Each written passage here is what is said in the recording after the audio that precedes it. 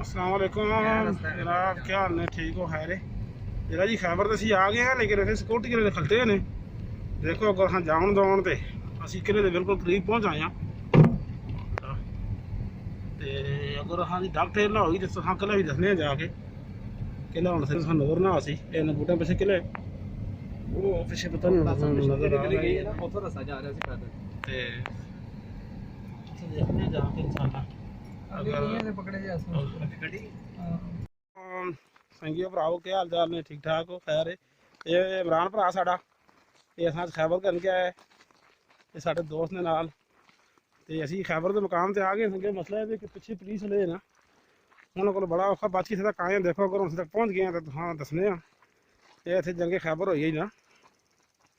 ये वो किला जो हजरत अली ने फतह किया है।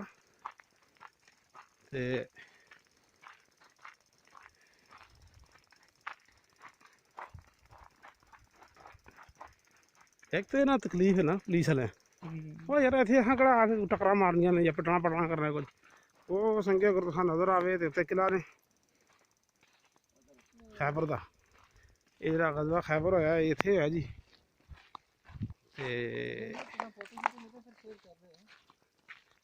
ये दसने पुलिस वाले खलते थे संगे उत्थे पिछे रहे थे पहले गए आगे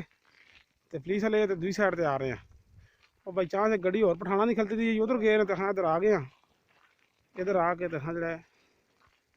नेड़े पहुँच आए हम देखने इंशाल्लाह तो हाँ ज़ियारत कराने वास्ते ये संगे और नस भस के जुलने जी ये पुराने ही मकामात ने जगह शगह बने दी राह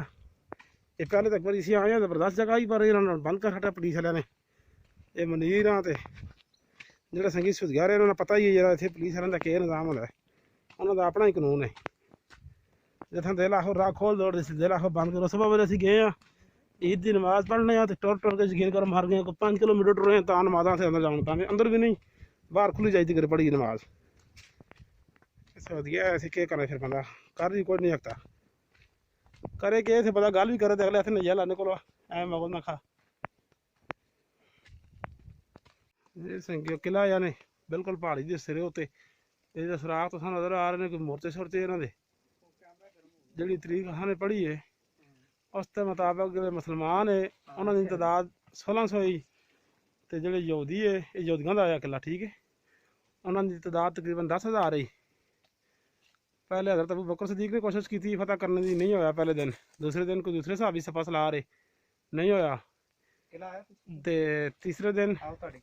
नबी अलैहिस्सलाम ने फरमान किया कि कल अलम उस बंदे दिता जैसी जिस नाल अल्लाह ते उसका रसूल मोहब्बत करते हैं तो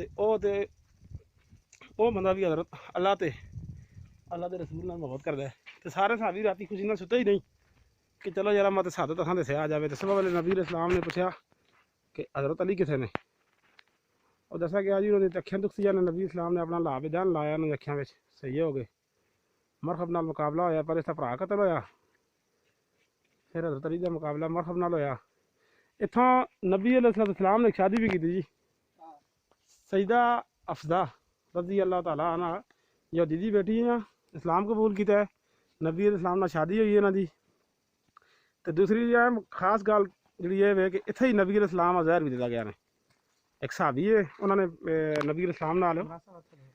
ते वो जड़ा औरत ही जो उसने दावत की नबी इस्लाम की उस रोटी पकाई तो नबी इस्लाम के नाल एक सहाबी ने खाना खादा तो नबी इस्लाम ने थुक खटाया खाना उन्हें पता लग गया जहर लेकिन सहाबी शहीद हो गए थे। तो नबी इस्लाम जो दुनिया तो जा रहे तो नबी इस्लाम ने फरमाते कि जो माँ बीमारी है ये उस जहर का ही असर है जोड़ा जहर माँ इतने दिता गया आ खैबर में